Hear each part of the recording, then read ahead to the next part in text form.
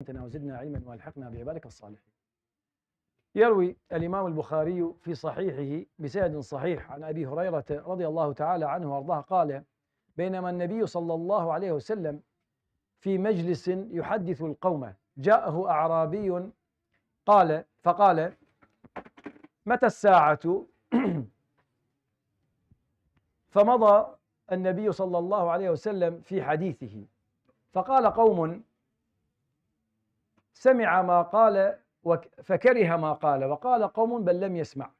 Today's hadith is narrated in the collections of Imam Bukhari, and with an authentic chain of narration. Abu Hurairah mentions narrates this hadith that the Prophet ﷺ was sitting in among his companions, and he was talking, and an A'rabi walked into this gathering. And Arabi, as you know, is loosely translated as a Bedouin. It is not really that 100%. It is those who lived outside Mecca, in the outskirts. They're not, and they didn't live in the city. They lived outside, so they have really a different lifestyle, a little bit more nomadic, a little bit less tactfulness in terms of how they deal with each other. They're a little bit more spontaneous. They had a lot of good qualities, but they were a little bit more spontaneous. Like, for instance, this is the question that he asked the Prophet ﷺ. The Sahaba knew better not to ask. They didn't. So therefore, they enjoyed when someone like that shows up, and he had no filter and would just ask a question like that. So he walked in, and the Prophet ﷺ was talking to his companions, and right away he asked a question. He didn't say Assalamu alaikum, just straight to the point. He said, Mata sa'a? When is Yawm al-Qiyamah? Sa'a it means an hour, but in this context it means when is the last day? Right away he asked this question. So the Prophet ﷺ did not really answer him immediately. So people start wondering. Some said he heard, but he didn't like it, because number one, he interrupted. Number two, he also was asking about something that the Sahaba know that you don't ask this question, because one of the Sahaba already asked this question to the Prophet ﷺ, and the Prophet said he was expecting him to give him a date or a number or a certain number of years. He said, وَمَا عَدَدْتَ لَهَا? How have you prepared for it? That's the most important. Who cares when Yawm al-Qiyamah is going to be? What matters is how ready you are for it. So he asked. So the Sahaba started wondering, did he hear him and he just didn't like, and he's not going to answer him, or maybe he didn't, because the Sahaba knew that the Prophet will answer any question. He's too polite to ignore someone. And then the Prophet he said, فَمَضَى النَّبِيُّ عَلَيْهِ الصَّلَاةُ وَالسَّلَامُ فِي حَدِيثِهِ حَتَّى إِذَا قَضَى حَدِيثَهُ, and when he's done, قال أين السائل عن الساعة؟ قال ها أنا يا رسول الله.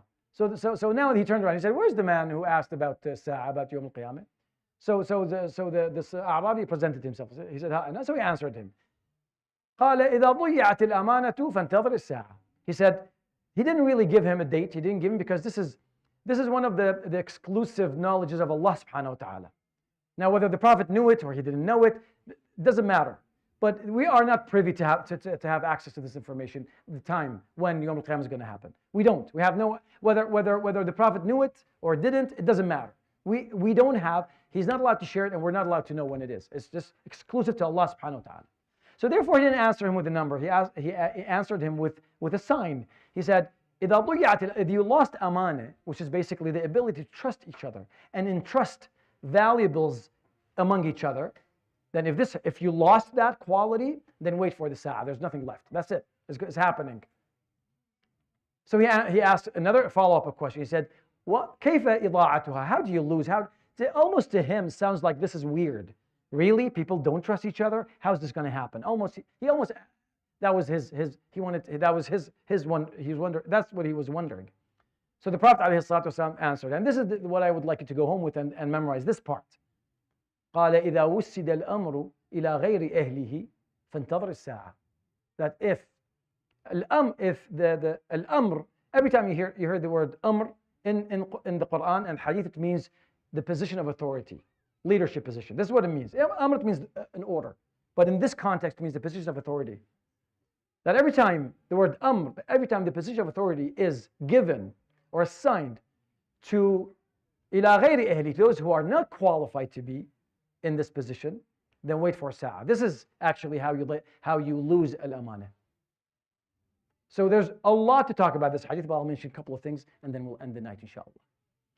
So number one, al-amana, as we know, is when you entrust others with valuables. But of course, that doesn't mean that all the time. There's something more profound.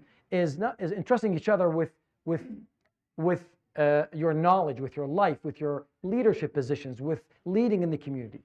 And this is what the Prophet underlined when he asked him. He said, when you see positions of leadership and authority and positions that people have power are given to those who are not qualified, then this is a problem. So this doesn't mean that, okay, when that happens, we just have to give up and then that's it. Tomorrow Yawm al-Qiyamah. That doesn't mean that. This is, I believe, in my humble opinion, this is a negative understanding of the hadith. Because this has happened in our ummah so many times in history. It means that if you don't do anything to change that, then this is how it's going to continue until Yawm al-Qiyamah. Nothing's going to change if you don't assign qualified people to be in the right positions. We see that all the time. So what's my job? What's your job? My job is this. Now, I'm going to start with this thought. Every time there's a person who's not qualified in a position, for every one person of that kind, there's a perfectly qualified person sitting home for some reason. Because otherwise, you're qualified, you left that seat empty. And someone's going to climb and sit there. That's just how it is, right? So I think the way you understand this hadith is that when this happens, if you don't do anything, then it won't change itself. This is not a self-correcting situation. This is something that you have to change. You and I have to change. So if you have knowledge, if you have a skill, you owe it to the community. Show it. What did Sayyidina Yusuf say? قال اجعلني على خزائن الأرض إني حفيظ عليم. When he explained to him what's going to happen, he also followed up. He said, allow me to lead this plan, this economic plan that I put together for you. Allow me to, I know. Inni hafiz, I'm trustworthy, and I will maintain this thing. And alim, I know what I'm talking about. So he showed his credentials, his resume, his certificate. He said, I know what I'm talking about. Let me do this for you. And this is what we need from people. Now, sure, you might be humble and say, well, I'm not. No, but if people tell you that you are qualified to do that, then it means you are. I'm not saying, okay, anyone should step up and just claim they're qualified. But you know yourself if you're qualified to do anything. And that's why we have a lot of holes in our leadership position. We do. We need you. We don't only, this is what people sometimes misunderstand, or there's a misconception. People think that only shuyukh and people who have religious knowledge are needed here. That's one thing. This is probably not the most difficult thing, right? It's the other aspects of life that actually we need people to fill in so we have that leadership position. So we change that reality, the status quo that we're in. Otherwise, if we don't, then it's just going to continue like that. Until a sa'a, that's all you have to do. If you don't change it, then the wording is perfect.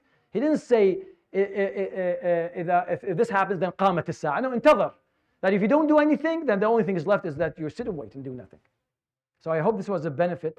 يروي الإمام البخاري في صحيحه بسند صحيح عن أبي هريرة رضي الله تعالى عنه وأرضاه قال بينما النبي صلى الله عليه وسلم في مجلس يحدث القوم جاءه أعرابي فقال متى الساعة فمضى النبي صلى الله عليه وسلم في حديثه فقال بعض الناس سمع ما قال فكره ما قال وقال بعضهم بل لم يسمع فلما قضى النبي صلى الله عليه وسلم حديثه قال أين السائل عن الساعة قال ها أنا يا رسول الله صلى الله عليه وسلم قال إذا ضيعت الأمانة فانتظر الساعة قال كيف إضاعتها قال إذا وسد الأمر إلى غير أهله فانتظر الساعة صدق رسول الله صلى الله عليه وسلم سبحانك اللهم بحمدك لا إله إلا أنت أستغفرك